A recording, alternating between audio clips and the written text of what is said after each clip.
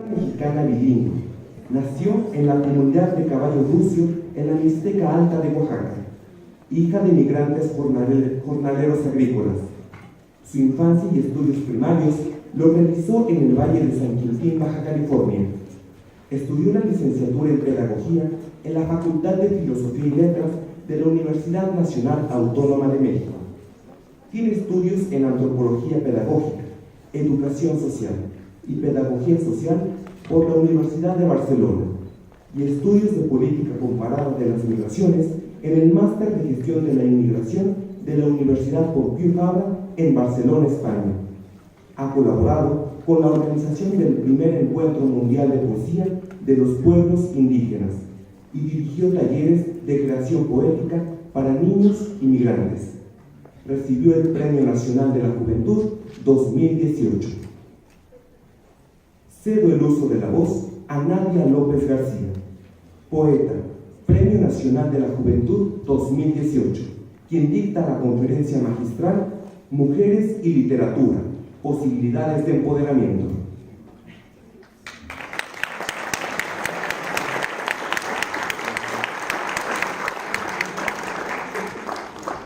Pues muy buenas tardes a todos, muchísimas gracias por esa semblanza y gracias a la universidad, a la maestra Lorena Campbell, de verdad muchas gracias porque esta invitación se hizo hace como 3 meses, me acuerdo que ella me habló, me invitó y a mí me dio mucho gusto poder venir y compartir con ustedes y pues bueno, gracias a ustedes por su escucha. Cuando estaba pensando un poco en cuál podría ser el tema para hablar con ustedes, que son jóvenes estudiantes, me venían a la cabeza muchas ideas. Me decliné por hablar de literatura y mujeres porque, bueno, me da mucho gusto ver aquí muchísimas mujeres, pero históricamente también la educación superior tiene una deuda con todas nosotras. Si nos vamos a cifras, por ejemplo, por cada 2 hombres hay una mujer estudiando en la educación superior. Entonces, y la eficiencia terminal se va a los suelos cuando hablamos de mujeres, a diferencia de cuando hablamos de hombres. Entonces, pensaba un poco también en el andar que he tenido. Yo provengo de una familia que es numerariamente puras mujeres, tanto porque la mayoría de hombres han migrado hacia Estados Unidos o el norte de nuestro país, y también porque muchas de mis tías no se casaron, y no se casaron porque murió mi abuelo y no había quien las entregara. Por cosas como esas fue que ellas no son ahorita, digamos, solteras, mujeres solteras, ya grandes. Y también pensaba un poco en la historia de creación que tenemos los mixtecos. Yo soy originaria de la comunidad de Caballo Rucio, que es una comunidad muy joven, tiene apenas 50 años de que fue creada, y es una comunidad en la que tenemos una historia de la creación del pueblo Ñusabi, del pueblo mixteco, y pensaba un poco en cómo el tiempo ha ido haciendo que la figura de la mujer ya no sea tan visible, tanto en espacios sociales, políticos, educativos. Les cuento brevemente para ya después iniciar formalmente con la conferencia. Muchos pueblos en México, somos más de 68 pueblos originarios en México y más de 68 lenguas originarias, tienen una forma de cómo se crearon. Si ustedes buscan, por ejemplo, aquí el pueblo náhuatl tiene una forma de cómo se creó, una historia, el pueblo birrárica tiene otra, el pueblo Ñusabi tenemos una, y nos cuentan los mayores, que hace mucho tiempo, cuando todavía el mundo estaba totalmente desordenado, cuando todo era oscuridad, hubo un hombre y una mujer que eran 2 príncipes, que en esa oscuridad buscaron unas peñas muy altas, lograron escalar. En esas peñas tuvieron a 2 hijos, un hombre y una mujer, que después bajaron a la tierra y comenzaron a reconocer qué es lo que había. En ese reconocimiento, conforme iban caminando, iban encontrando que las cosas iban tomando más color. Esa oscuridad dejaba de estar presente y comenzaban a ver árboles, piedras. Llegaron a una gran piedra, la tocaron y de ahí salió un gran río. Y de ese gran río salió un árbol. Y en la copa de ese árbol salimos todos nosotros, los Ñusabi. Cuando preguntamos por esa historia en el tiempo actual, la mayoría de personas cuentan la historia a partir del árbol. Solo dicen que se les ha contado que todos los ñusavis venimos de un árbol y que de ahí nacimos. Y no recuerdan que fue un hombre y una mujer.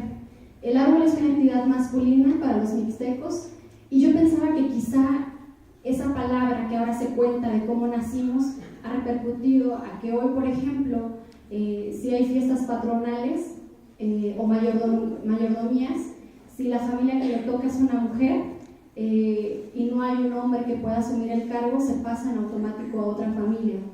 O si en esa familia no hay un tío o un primo cercano, se pasa a otra familia.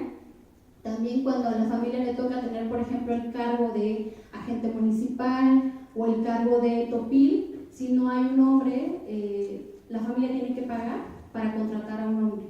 O sea, la mujer no puede asumir ese cargo aún hoy por hoy en mi comunidad, y pensaba que tiene mucho que ver con la forma en la que han escuchado de cómo se han creado a partir de la figura masculina, olvidando que en el principio estábamos los dos. Quisiera empezar leyendo un poema. Es un poema que escribí hace ya como 10 años más o menos, en el que vengo de una familia de muchas mujeres, en el que me daba cuenta que mi bisabuela, mi abuela, mi madre y yo teníamos las mismas historias, repetíamos las mismas historias de violencia, las mismas historias quizá de pensar que ciertas cosas no eran para nosotras. Por ejemplo, a mí me costó mucho tomar la decisión y poder estudiar la universidad, porque era algo atípico en mi familia, era algo atípico en la comunidad, que una mujer se fuera a la ciudad a estudiar una carrera profesional y sobre todo que la terminara. Entonces, este poema lo escribí, se llama Ndushinu, que también es una primera palabra que fueron las primeras que aprendí, que significa ojos. En sentido estricto significa Ndushi, que es frijol, y Nu, que es cara. El frijol de la cara, lo vemos como el ojo, digamos en español se dice ojo. Y me di cuenta que algo que pasaba con las mujeres de mi familia era cómo nos íbamos heredando esas historias a través de la palabra, a través de lo que decían que podíamos lograr o no, y a través de los futuros que veíamos que ya se estaban construyendo. Entonces, leo este poema y comenzamos. Ndushinu, me mayu kashinya na ndushinu matsanu, ntakwiniyu, nishika ndushinu minikatsinya nuni, kenshuan tisiniyu natsakunya kwaku, sanso tasakunya tasenshe taskata taskai kafe. Nitakunya nuba sakon shukama kashana sikasho jua iniko kwaku jenu kanara chaka kwanu ruchaku ishikunya nikunta iniju ishisika rucha iniju rame ndushinu. Ojos. Mi madre dice que tengo los ojos de mi bisabuela. Recuerdo sus ojos mientras limpiaba maíz. Muchas veces la vi llorar cuando cocinaba, cuando cantaba, cuando ponía café. ¿Es cierto?, le pregunté, ¿por qué lloras tanto, ma? Y ella me decía, así sin dejar de llorar, porque nosotras tenemos ríos adentro y a veces se nos salen. Tus ríos aún no crecen, pero pronto lo harán. Ahora comprendo todo, ahora tengo ríos en mí y en mis ojos. Con este poema que yo escribí, cuando se lo leía a las mujeres de mi casa, realmente en ellas comenzaban a decir, es cierto, yo viví algo con tu bisabuelo, mi abuela decía, yo viví lo mismo con tu abuelo, mi mamá decía, yo viví lo mismo con tu padre, y yo decía, yo estoy viviendo exactamente lo mismo, como los mismos caminos de violencia. Entonces pensaba en la importancia de poder nombrar las cosas, de poder nombrar aquello que a veces no se nombra por tradición, por herencia, por cultura. Y por eso creo mucho en el valor de la palabra y de la poesía, porque creo que también puede mostrarnos cosas que quizá pensamos que son naturales, cotidianas en muchos pueblos. Por ejemplo, el poder, no me gusta esta palabra, pero poder traspasar a una mujer por 2 vacas, por algunas rejas de refresco, todavía se sigue dando, en pueblos vecinos a mí se sigue dando, y pensaba en eso, en la importancia de poder nombrarnos. Y pues bueno, para no ahondar mucho y no extenderme, como a veces empiezo a hablar y hablar, traje una pequeña lectura que quiero compartirles. Mis primeros recuerdos son en español, lo cual no debería ser extraño en un país donde la lengua franca es el español, un país donde las escuelas urbanas y rurales dan clases en español, un país donde los trámites oficiales se hacen en español, un país donde históricamente las lenguas indígenas han sido puestas en un estatus menor al español, donde se ha castigado y discriminado a los hablantes y a las lenguas originarias, donde muchas lenguas indígenas han sido exterminadas. Después de la época colonial, se calcula que entre el 65 y 70% de la población total de México hablaba una lengua indígena, y ahora, 200 años más tarde, solo el 6.5% lo hace.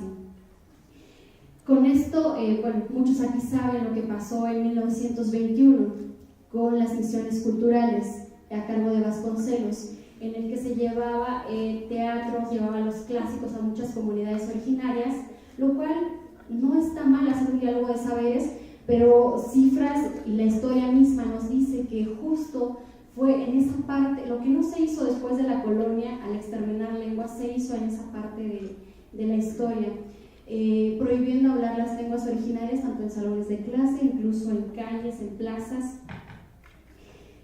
Crecí entre campos de tomate, pepino y fresa, como crecen cientos de niños jornaleros migrantes que acompañan a sus padres, la mayoría indígenas del sur del país, en el trabajo agrícola que desde hace muchos años se realiza en la frontera norte. De ahí que desde pequeña escuchara varias lenguas que años más tarde reconocí, como Dichazá, Ayú, Náhuatl.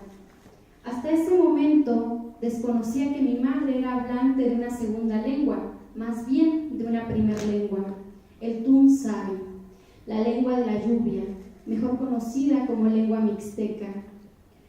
Los primeros recuerdos que tengo de mi mamá y el mixteco son de ella escondiéndose para hablar con sus compañeros de surco en los campos de fresa. ¿Por qué mi madre se escondía para hablar la lengua con la que conoció el mundo, la lengua con la que descifró el canto de los pájaros y el de mis abuelas? ¿Por qué sentía temor de decir Anayu kan Tunzavi, Tuun Kunsheni Kanchi, Tuun Kununu? Mi corazón habla la lengua de la lluvia, la lengua con la que miro el sol, la lengua con la que tejo el mundo.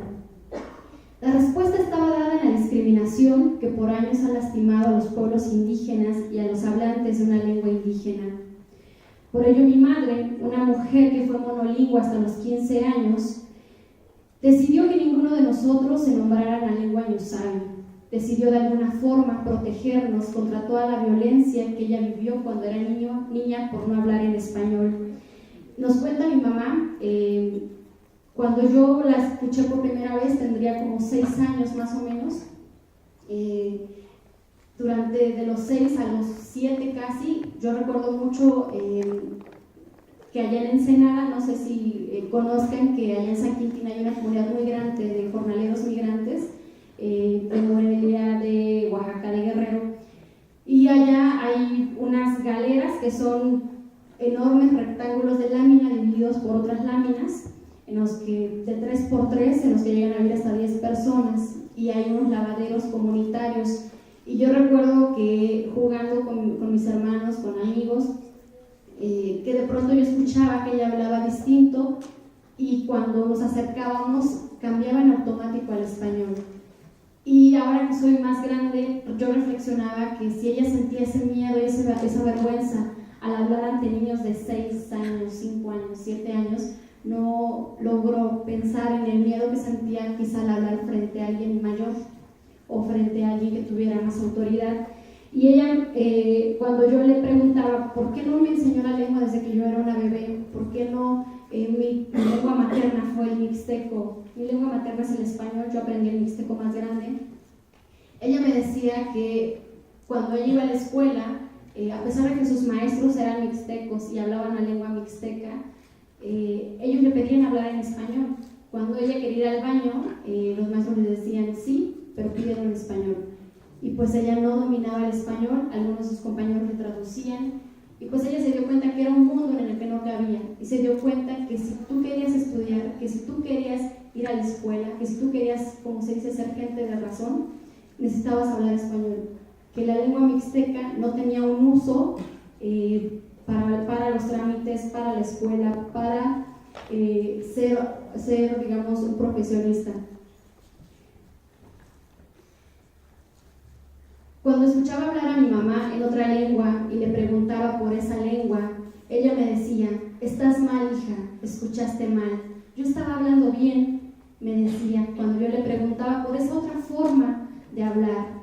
De ahí vino mi primer referente: yo estaba hablando bien. Entonces, hablar Tunsavi, Mepa, Ñañú, Náhuatl, ¿es hablar mal?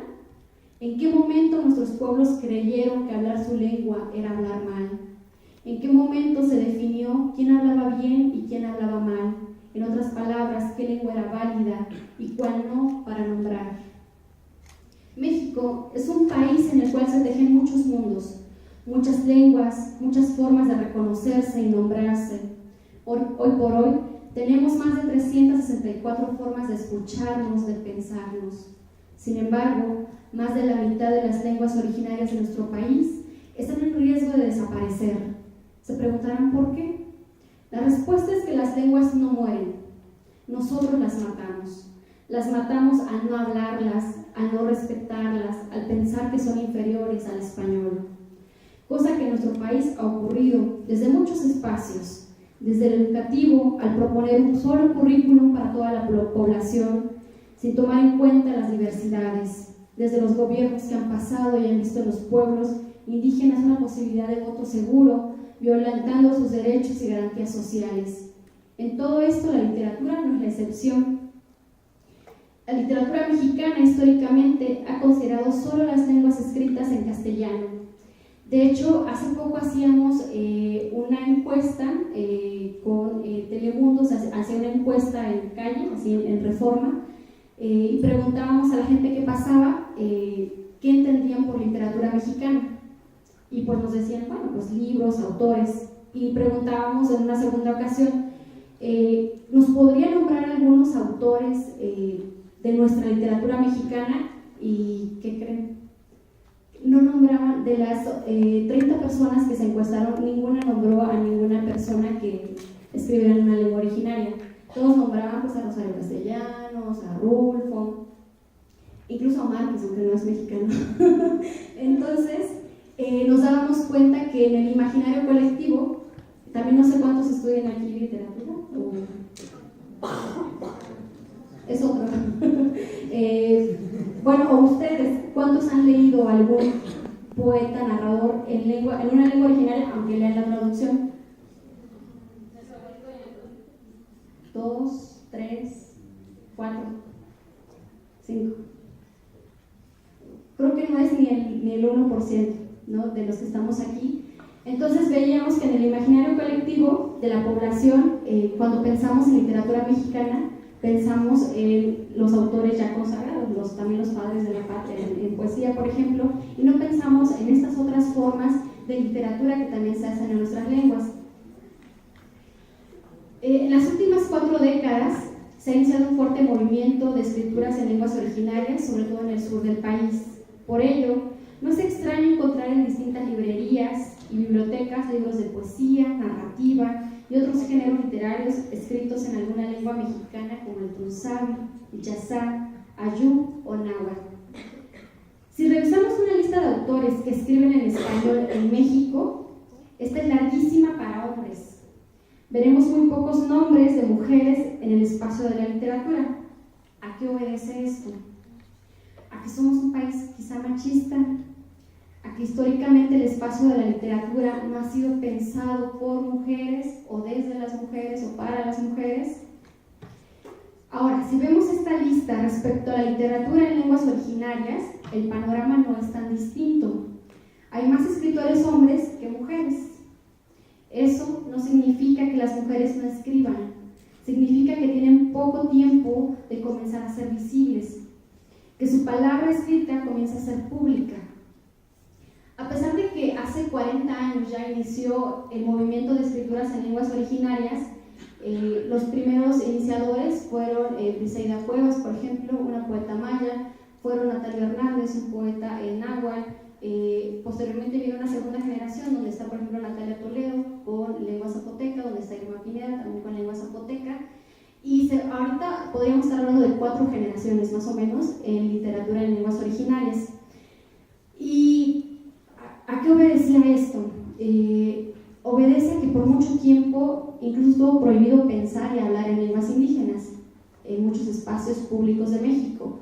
Entonces es muy reciente que comienzan a hacer, estos espacios comienzan a reconocer la literatura en lenguas originarias. Y más allá de eso, cuando se nos prohibió pensar y hablar en nuestras lenguas, también se nos prohibió escribirlas. El 90% de pueblos originarios son orales.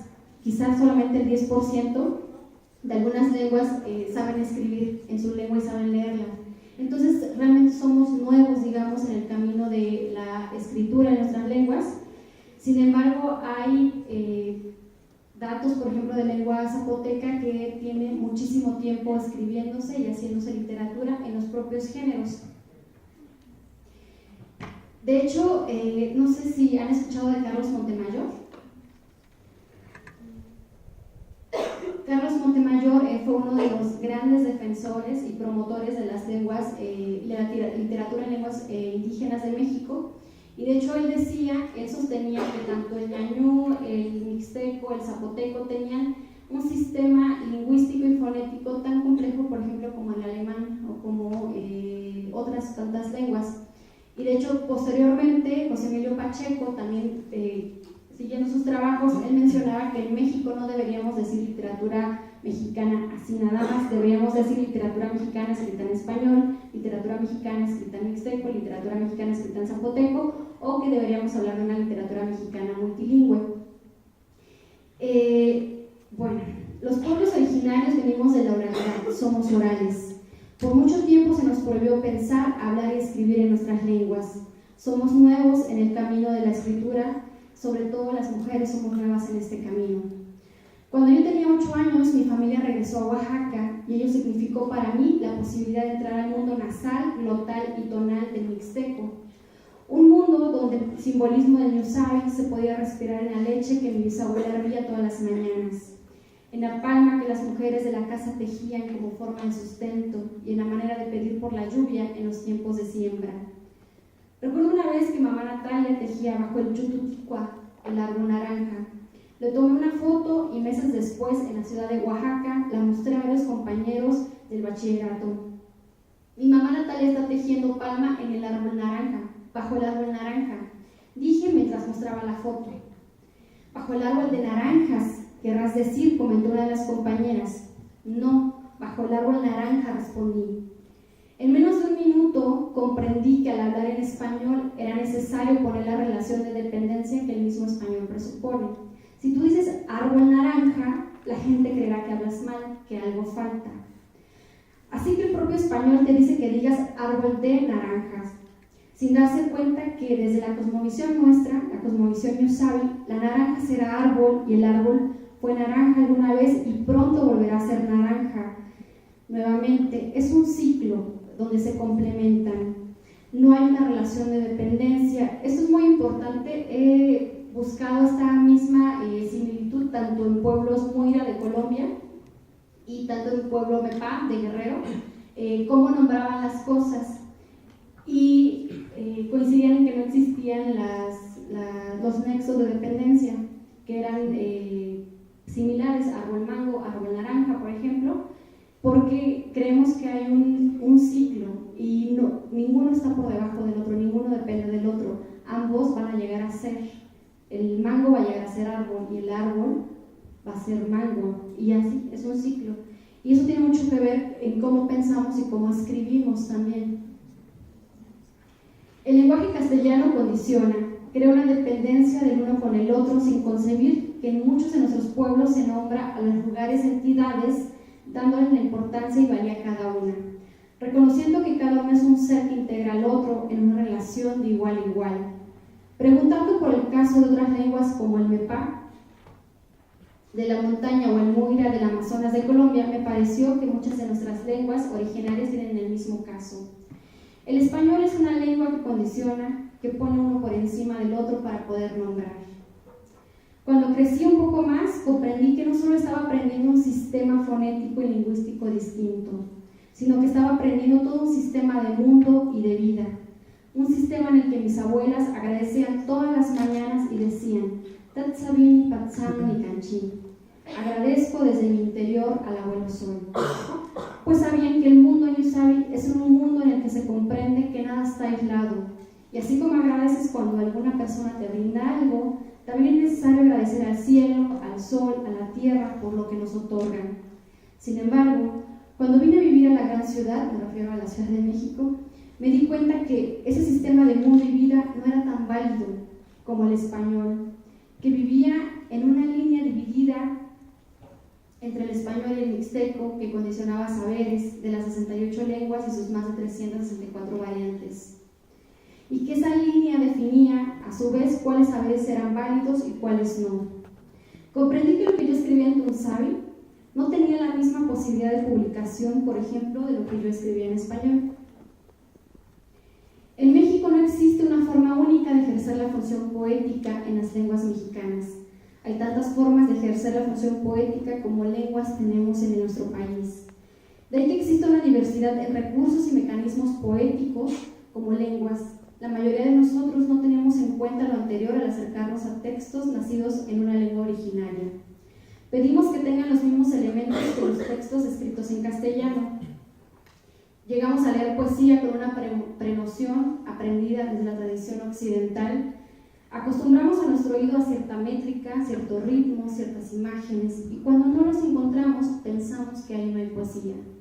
Es necesario conocer que la poesía de nuestros pueblos originarios también está en los cantos de sanación, en los bordados, en las formas de mirar y nombrar el mundo, en la resistencia que hemos mantenido por no desaparecer, por seguir soñando, pensando y hablando en nuestras lenguas que por mucho tiempo estuvieron prohibidas. Quisiera preguntar, ¿para qué leer poesía escrita en una lengua originaria de México? Como decía Carlos Montemayor, que sostenía que el náhuatl es un sistema lingüístico tan completo como el alemán, el maya es un sistema tan completo como el francés y el zapoteco lo es como el italiano y el purépecha como el griego o el español y el inglés como lo son el otomí y el mazateco, él mencionaba lo siguiente: si acercáramos nuestro oído a toda esa diversidad lingüística y escucháramos todo lo que saben, sienten y dicen sus poetas, tendríamos una imagen del mundo más cabal, completa. Aprenderíamos más del ser humano porque nos acercaríamos a la memoria de todos esos pueblos, la que conservan, defienden y de la cual se enorgullecen. Además, al escuchar la palabra escrita por mujeres, tenemos una doble misión. Una, que escuchamos aquello que no ha sido tan visible. Y aparte escuchamos las historias que por mucho tiempo no han podido comentar, que no han podido nombrar. Ahora mismo estoy pensando, por ejemplo, en mujeres de San Juan Chamula, de Chiapas, que tienen un movimiento de literatura en el cual prácticamente escriben casi en las madrugadas, en las noches, porque ya hay roles muy definidos. Por ejemplo, en mi comunidad, a mi edad, yo ya se me superpasó el tren, por ejemplo, ¿no? Porque no estoy casada, no tengo hijos. A mi edad la mayoría ya tienen 2, 3 niños y, digamos, la vida que viven es la vida que vivieron sus mamás, sus abuelas, que es de pues, mujer de casa, apoyar, por ejemplo, en recolección de café, apoyar a hacer cosas de palma, pero no hay, es muy difícil que vean que hay otra posibilidad. Y algo que hemos hecho con la literatura, con la poesía, es mostrar que es posible pensar en otras cosas. Cuando yo empecé a escribir como desde los 17 años, empecé a hacerlo porque me fui a vivir a la Ciudad de México, pasé el examen y pues la verdad no pensé que lo iba a pasar, entonces pues ya me fui a la universidad y me encontré en una ciudad muy grande, muy sola, y recuerdo que conforme iban pasando los meses había muchas cosas que yo olvidaba cómo nombrar. El mixteco es una lengua compleja porque es tonal, nasal y glotal, y a veces en un tono distinto que digas una palabra puedes estar diciendo completamente otra cosa. Por ejemplo, en mixteco tenemos, este ejemplo me gusta mucho ponerlo, tenemos 3 tonos, que es el alto, medio y bajo, pero entre esos está el alto medio, el medio bajo y se hacen un montón de tonos. Entonces, yo recuerdo que de las palabras que más se me complicaron era la palabra mucho, hermano y rojo, porque parece la misma palabra, pero depende del tono, es lo que significa. Por ejemplo, mucho es cuá, hermano es cuá y rojo es cuá. Entonces son súper similares. Entonces recuerdo que cuando yo estaba aprendiendo, de pronto yo decía, según yo en mi cabeza decía hermano, pero pues seguro decía rojo o mucho. Entonces luego no me entendían y me di cuenta que era una lengua muy compleja, porque tenía estos tonos de pronunciar, pero que también la palabra en sí no significaba lo que en español decimos. Por ejemplo, hace rato les decía ojos, decimos en español, pero allá dices el frijol de la cara. Entonces, que era un idioma en el que ya la imagen estaba dada dentro de la palabra. Entonces, cuando yo empecé a hacer poesía, la verdad se me hizo muy sencilla, porque en español sufrimos mucho por buscar una metáfora, una imagen, una literación, y en el mixteco sentía que ya estaba dada, porque yo prácticamente estaba diciendo que el frijol de mi cara, y no estaba diciendo mi ojo. Bueno, en español sí decía mi ojo, ¿no? Si pongo frijol de mi cara, pues para entender otra cosa. Entonces me di cuenta como de toda la riqueza que tenía el mixteco, pero también me di cuenta que ha sido una lengua, como muchas lenguas originarias en México, que ha sido muy maltratada, que ha sido vista como algo que no es útil o que no es válido para hacer muchas cosas. Entonces, cuando yo empecé a escribir, empecé a hacerlo porque justo estos tonos se me iban como olvidando. Y yo hablaba con mi mamá, pero pues allá en el pueblo, aquí igual no pasa eso, o en algunas comunidades, que era de la señora Alejandra tiene llamada en 5 minutos, ¿no? Y ya en 5 minutos volvías a hablar porque iba tu mamá. Entonces yo le preguntaba a mi mamá y ella me decía, pues ¿por qué no? Como que te escribes cosas y para que las vayas recordando. Entonces empecé a escribir en mixteco y me di cuenta que era una forma de sentirme cerca de mi casa, pero también era una forma de poder no olvidar lo que había aprendido y de tener mucha conciencia de dónde venía, de cuáles eran mis raíces, de quién soy, de dónde pertenezco, de quiénes son mis padres. Y también cuando comencé a publicar el primer poema, pues fue en un blog, ya ni existe, creo, los blogs, y me acuerdo que imprimí el texto con captura de pantalla y se lo llevé una vez a la comunidad. Y recuerdo la cara de mi abuela y de mi mamá cuando se sentían que si eso había salido de la computadora. Yo les dije sí, es que se publicó, mucha gente dijo que le gustó, ya me pidieron otro para el próximo mes.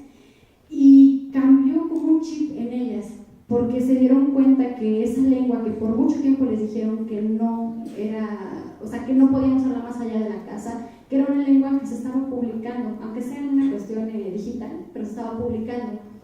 Entonces, cuando sacamos, este es el primer libro, el segundo se agotó. Cuando sacamos el primero y luego el segundo libro, mi mamá y mis abuelas y la comunidad comenzaron a darse cuenta que la lengua que ellos hablaban era una lengua que podía publicarse, que podía compartirse, que podía hablarse, que no pasaba nada, que al contrario era algo muy rico. Y pues hoy en día el libro sigue teniendo un estatus pues de reconocimiento. Entonces empecé a escribir por eso, por no olvidar nuestra lengua y también por mostrarle primero a mi familia nuclear, a las mujeres de mi casa, que por supuesto que podemos hablarle, por supuesto que podemos escribirle y por supuesto que podemos publicarla. Entonces en ellas comenzó a generarse todo un movimiento, comenzaron justo a usar más la lengua, sobre todo por ejemplo en plazas o en mercados, que yo recuerdo que iban por ejemplo solo a puestos en los que podían hablar mixteco, y ahora van a todos y siguen hablando mixteco. Entonces me di cuenta que la palabra vista desde otro modo a ellos les daba una forma distinta de ver su propia lengua, de ver lo que ellos mismos, su propia historia. Entonces realmente comenzó así el camino de escritura que yo inicié hace un par de años, y hoy me doy cuenta que, por ejemplo, cuando hago lecturas en mi comunidad, tengo una línea como de poesía erótica que la verdad es muy mal vista por los mayores. Mucha gente mayor me dicen así, pues que quién sabe qué cosas escribo, que quién sabe dónde he andado, que qué he hecho. Y está bien, porque creo que la literatura y todo lo que hagamos tiene que confrontar los espacios en los que estemos, las comunidades en las que estemos, y tiene que ser algo también que vaya contracorriente. Creo que somos de una generación que justo nos ha tocado eso, demostrar que como jóvenes también podemos ir contracorriente, también podemos confrontar, pero también se puede confiar en nosotros. Entonces muchos adultos, yo recuerdo que cuando llegaba a hacer lecturas, ya hasta como que se espantaban, ¿no? De que llegara a leer, pero también mucha población joven, sobre todo mujeres, me decían, es que eso que tú pones ahí, que tú puedas decir, nombrar tu cuerpo, tu sexo, tus deseos, eso, ¿cómo? O sea, aquí no se ve. Le digo, es que creo que es eso, tenemos que aprender que podemos nombrar, que podemos decir, que no hay que tener miedo por algo que no se haya caminado y que tú empieces a caminar en ello. Lo peor que puede pasar es que no les guste a muchos, pero también puede pasar que muchas mujeres, es lo que pasó con la poesía que escribo, que empiecen a saber que es válido, que pueden decir, este es mi cuerpo, quiero casarme con tal, no quiero casarme, quiero yo decidir qué hacer con mi vida, dónde estudiar.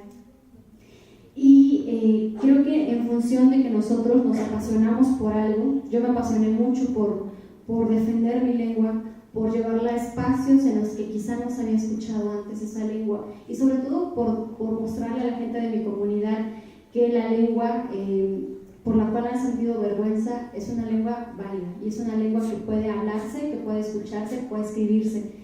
Creo que en la medida que hagamos eso, que nos apasionamos por algo y que aunque sepamos que vamos contracorriente, lo podemos lograr. Yo quiero preguntar aquí, ya no es tanto de la conferencia, pero quiero tocar ese tema porque veo muchos de ustedes muy chavos. Entonces quiero preguntar, ¿cuántos de ustedes son primera generación o todos ya vienen de generaciones posteriores que han estudiado en la universidad? Es decir, que ustedes sean los primeros que llegan a la universidad. 1, 2, 3, 4, 5, 6, 7, 8, 9, 10, 11. Bueno, somos bastantitos, aquellos que fuimos los primeros en llegar a la universidad, lo cual es un reto, y yo quiero felicitarlos y animarlos por estar aquí. No es fácil llegar a educación superior. ¿Ustedes saben cuántas personas en edad de estudiar educación superior en nuestro país están estudiando educación superior?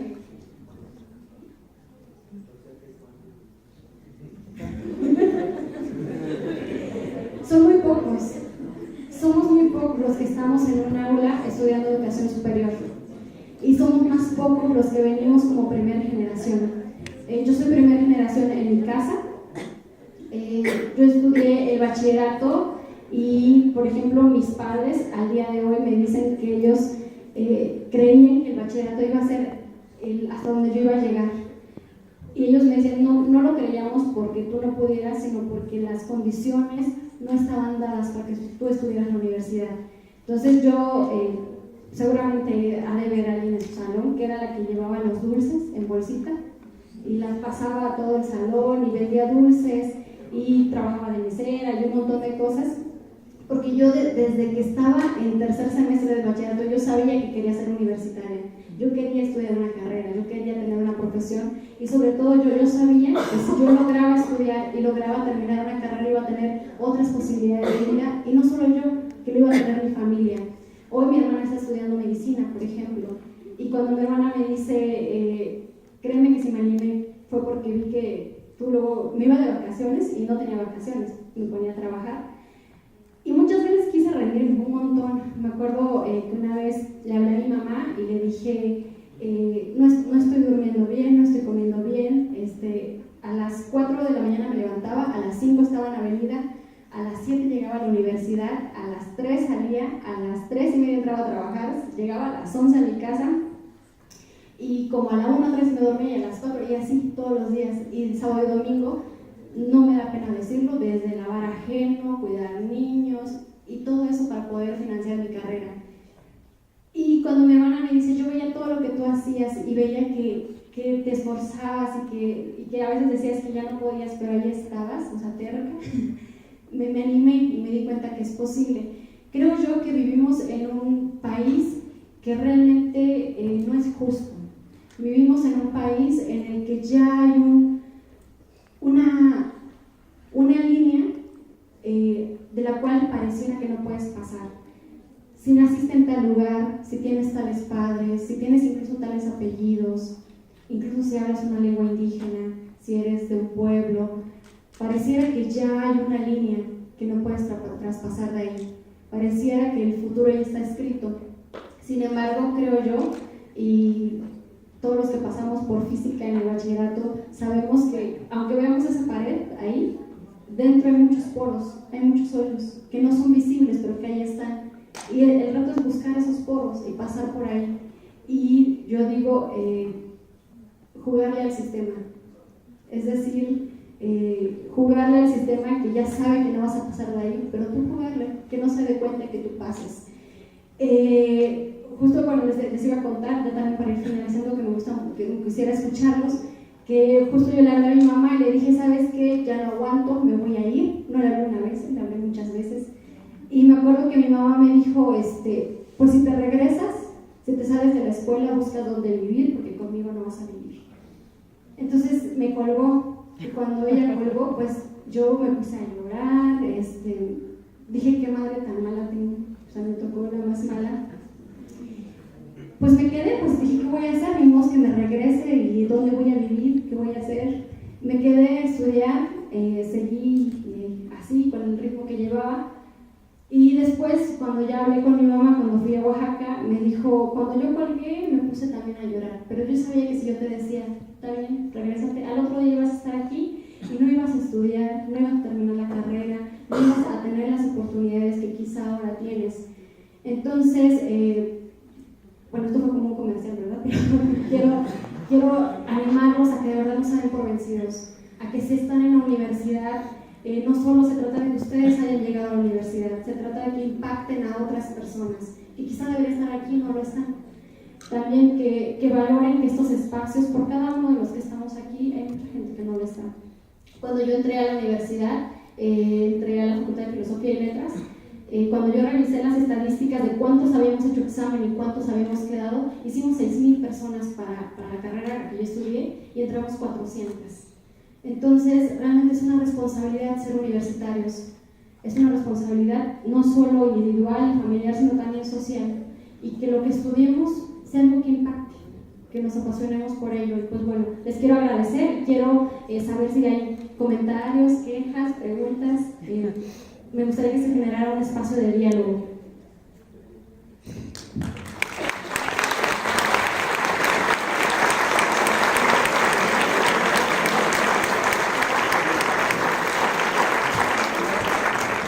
Bien, para continuar con esta actividad, se abre una sesión de preguntas, comentarios. Por favor, levanten la mano, digan de qué licenciatura son y su nombre, por favor, y mencionen su pregunta o su comentario. Sin miedo, chicos, podemos hablar de todo.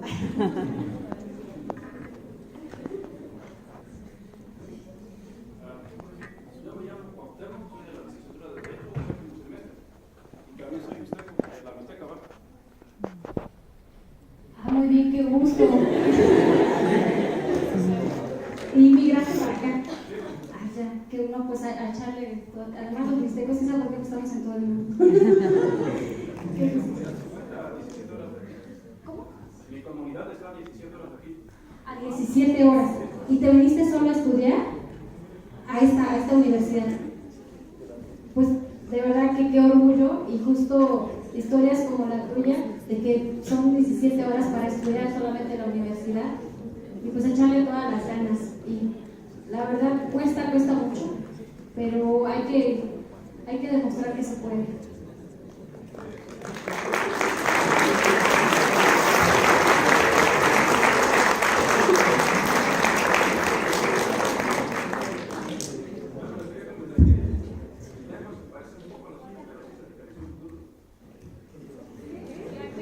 va de nuevo.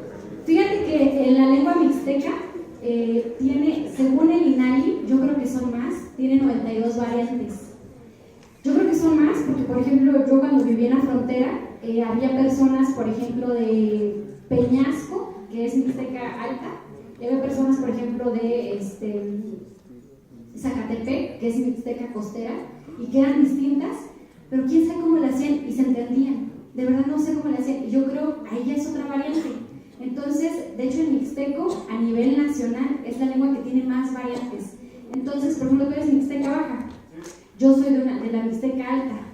Entonces, hay un estudio en el que, por ejemplo, de Juxtlahuaca a Coicoyán de las Flores hay como 2 horas, me parece, y en esas 2 horas las variantes ya no se entienden.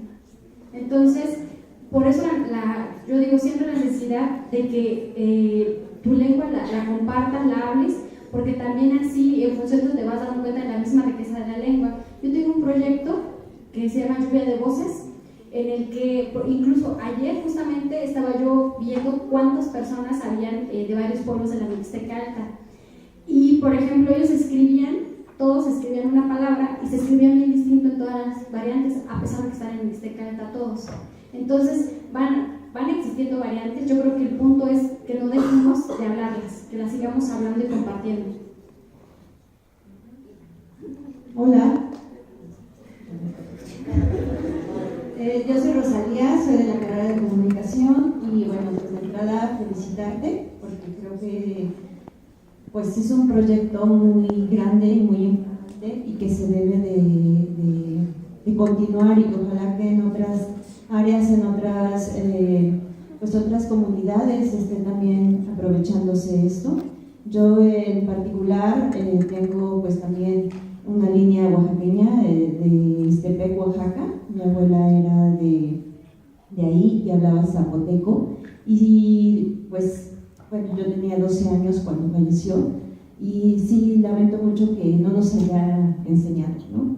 Que no nos haya dejado esa herencia de la lengua y como dices, era mucho esta cuestión de pues tienes que hablar español, ¿no? Es lo que es válido y es lo que se acepta. Entonces, pues felicidades por este proyecto, qué gusto pues que estés aquí compartiéndolo y que pues también los alumnos de aquí de IXU se den cuenta de todas las posibilidades que hay de conocimiento y de recorrer este país y de conocer otros rincones, ¿no? Porque creo que la lengua es lo que hace también, ¿no? Te da todo un bagaje cultural importante.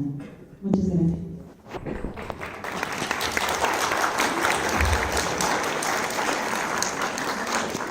Gracias. Sí, fíjate que creo que en México tenemos todavía mucho trabajo por hacer. El año pasado, por septiembre, me tocó ir a la Universidad de Antioquia, en Medellín, y ellos tienen un proyecto muy interesante, que es que, bueno, desconozco cómo sean otras universidades, pero al menos en la UNAM, para titularte te piden inglés, francés, o etcétera, ¿no? Italiano, portugués. Y había como la propuesta hace muchos años de por qué no también poder titularse, por ejemplo, con español maya, español náhuatl, español mixteco, si no fuera tu lengua materna. Por ejemplo, en mi caso, pues ya no podría ser, sí tendría que ser una lengua, y bueno, y fue, ¿no? Una lengua extranjera, pero en esa universidad están muy fuerte con esta propuesta y se está logrando, la gente se está titulando, por ejemplo, con Moira, que es una lengua originaria de Colombia, porque tiene un movimiento muy fuerte de rescate y de difusión y preservación de las lenguas originarias, lo cual en México pareciera que estamos un poco lejos. Yo celebro mucho al FINI porque este año el FINI pues está justo con la declaración del Año Internacional de las Lenguas Indígenas, y pues bueno, también por eso andamos por acá, ¿verdad? Muchas gracias. Pero es eso, creo que falta todavía muchos espacios de difusión, de escucha, pero pues yo creo que ahí vamos caminando y el punto es no dejar de hacerlo. Pues gracias.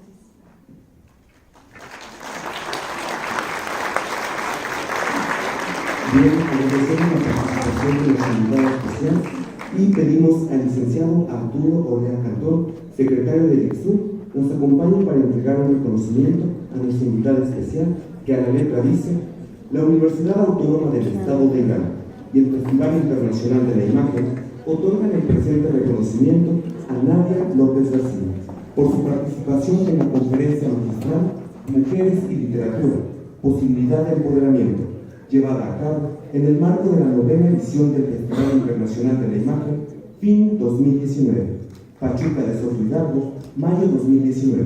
Firma Maestro Adolfo Contigo Loyola, rector de la Universidad.